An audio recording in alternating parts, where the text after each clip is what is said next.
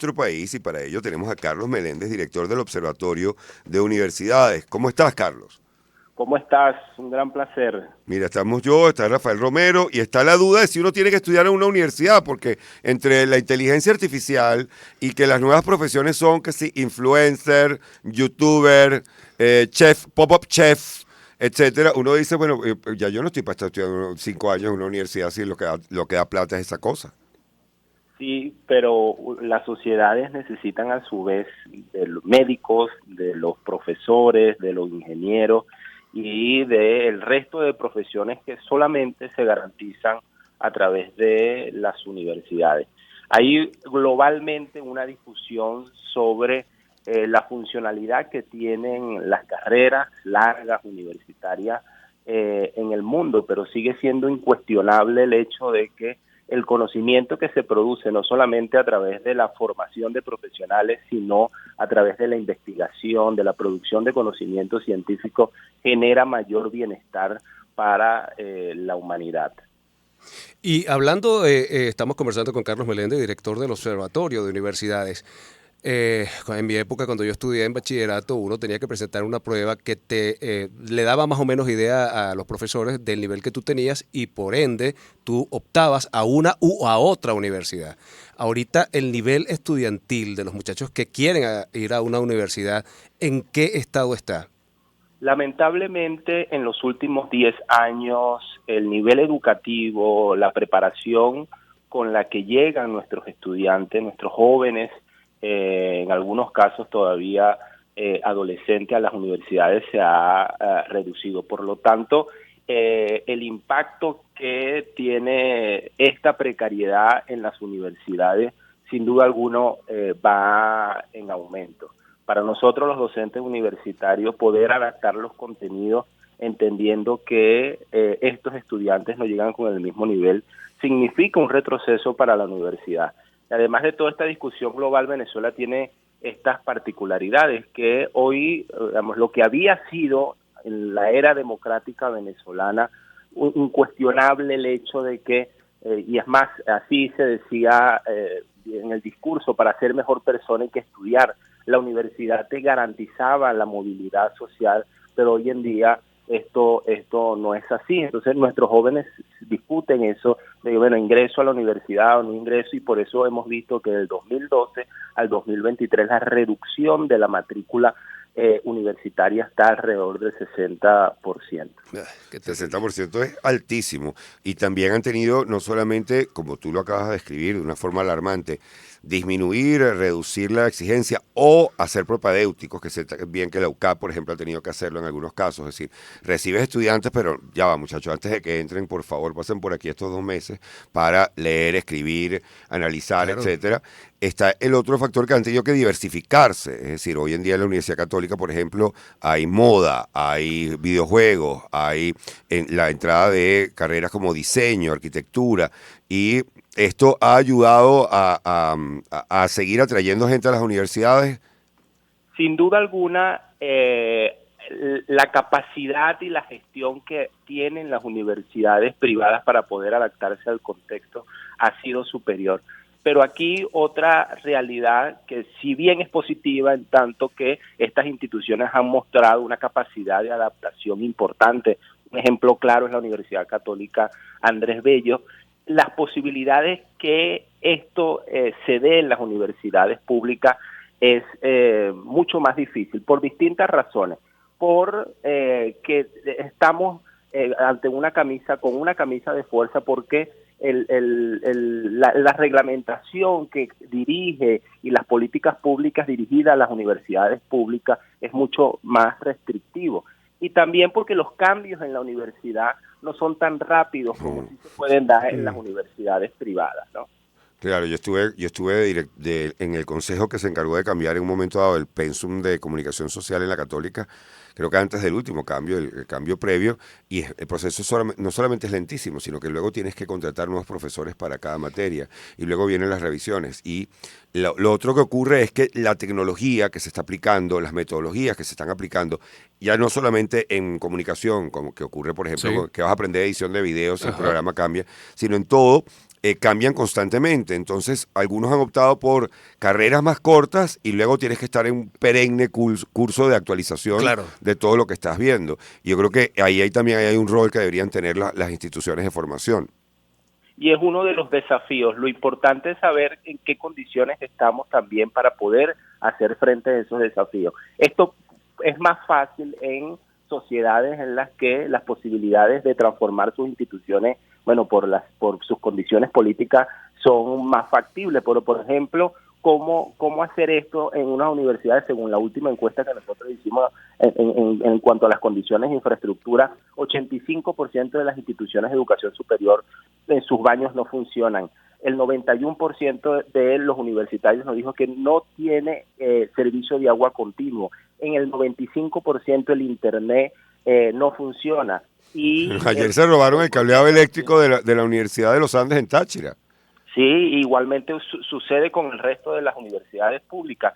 6 de cada 10 de las de las denuncias, que hacen las universidades públicas tienen que ver con esas condiciones de infraestructura, y es un gran desafío para el escenario que nosotros podemos tener de aquí en adelante, que es el afianzamiento de las condiciones de precariedad estructural que lamentablemente existen en nuestras instituciones de educación superior. Y eso es en lo estructural. ¿Y en lo humano? ¿Cuál es el nivel que tienen los profesores universitarios en este momento? Porque también ya hemos visto que en los colegios en general, así como haya déficit de asistencia de alumnos, también los profesores o los que eran buenos profesores también se han ido buscando nuevos horizontes. ¿Cuál es el nivel de los profesores universitarios? Uno de los grandes factores que ha incidido todavía en el mantenimiento de una universidad, porque muchos colegas en el mundo se preguntarán, pero ¿cómo tú das clases ganándote $20 mensuales? Ha sido el hecho de que la universidad, la calidad, no está soportada en una política de Estado, sino más bien en las individualidades, que son todos los docentes que por una u otra razón se jubilaron y regresaron a la universidad, porque siguen apostando, porque hay sentido todavía de pertenencia. Sin embargo, bueno, las capacidades de actualizaciones son menor. Por ejemplo, en las universidades del país, 6 de cada 10 de los profesores y de los estudiantes no cuentan ni con laboratorios que funcionen, ni con bibliotecas especializadas. Lamentablemente las publicaciones científicas, que es una de las formas de medir el nivel de la universidad, han reducido muchísimo en nuestras casas de estudio, pero todavía hay un soporte importante académico que, repito, es lo que está garantizando la sostenibilidad de nuestra universidad. ¿Hasta cuándo durará eso? ¿Cuánto más se pueda soportar? Es la gran pregunta que tenemos que responder. ¿Cuáles son las carreras que siguen siendo populares?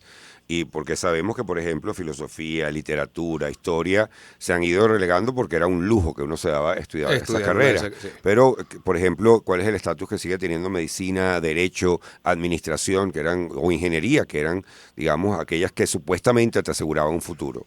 Todavía las carreras vinculadas a la salud siguen siendo las más demandadas.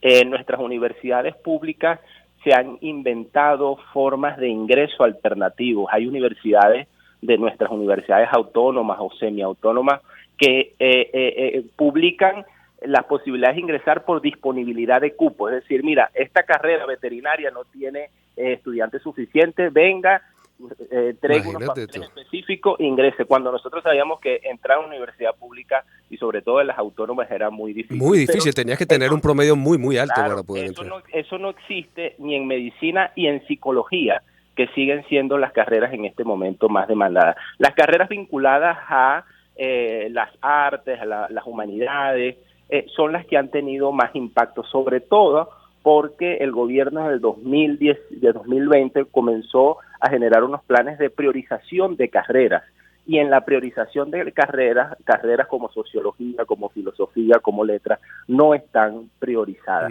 Y estas carreras, el 79% de estas carreras que el gobierno priorizó, se encuentran en las universidades que ellos controlan, que significa el 80% de todas las instituciones de educación superior en el país. Es decir, 8 de cada 10 instituciones de educación superior en Venezuela las controla el Ejecutivo Nacional. Y en cuanto a el número de egresados, ¿se ha mantenido, ha ido disminuyendo? ¿Cuáles son las estadísticas en ese sentido? Ha ido disminuyendo. Lamentablemente, las estadísticas, que es otra de las realidades, la censura y las posibilidades de acceder a información en educación universitaria cada vez son más difíciles. Pero la reducción de la matrícula también ha impactado en las posibilidades de egreso en las universidades. Bueno, porque tenemos menos estudiantes, o los que ya estudiaban se han retirado para migrar, ¿no? Que es desde el 2017, por ejemplo, hay programas de formación, escuelas que perdieron el 70% de sus matrículas en un solo año. Entonces, esto sin duda alguna ha generado que cada vez Venezuela es un país con menos egresados universitarios. ¿Y el número de universidades ha disminuido o seguimos teniendo en Venezuela las mismas universidades que se han conocido toda la vida? Central, Simón Bolívar, la otra, ¿tenemos las mismas? Ha aumentado el número de instituciones de educación superior. Lo que ha reducido es las posibilidades de tener instituciones autónomas. Siguen siendo las mismas 5 universidades autónomas, universidades que pudieron elegir a sus autoridades, cada vez son menores, son aproximadamente 10 más las autónomas. Quedan 26 universidades privadas, pero la gran mayoría son estas universidades cuyas autoridades impone el gobierno, que eso significa un retroceso en tanto que son universidades que no cumplen con el principio básico de la universidad, que es la universalidad, la discusión diversa, el pensum de estudios amplio. Exacto. Digo, el pensum de estudio ha tenido variación en estos últimos años. Por más supuesto. Okay. Por supuesto, y también hay la violación de algunas libertades académicas, como la autonomía y la no ideologización del pensum, que en estas universidades que comento sigue existiendo. Bueno, muchísimas gracias por estos datos, por muy alarmantes que sean, pues son importantes. Carlos Meléndez, director del Observatorio Nacional de Universidades. Y bueno, veremos a final de año académico si volvemos a hacer un contacto para hacer una evaluación de cómo estamos. Muchas gracias. Muchas gracias. Vamos a música, escuchamos El Arrepentido de Melendi y al regreso mucho más. Sonidos que te envolverán en un mundo de emociones. Voces que te mantienen con la mejor onda en un solo dial. Onda, la superestación. 107.9 en Caracas. 104.5 en Barquisimeto. 91.5 en Puerto La Cruz. 107.3 en Maracaibo. 103.5 en Ciudad Bolívar. La Guaira. 105.5. 90.3 en Acarigua. Onda, la superestación. 88.1 en Puerto Ordaz. 96.3 en Maturín. 103.9 en Guarenas. 105.3 en Mérida. 105.1 en Margarita.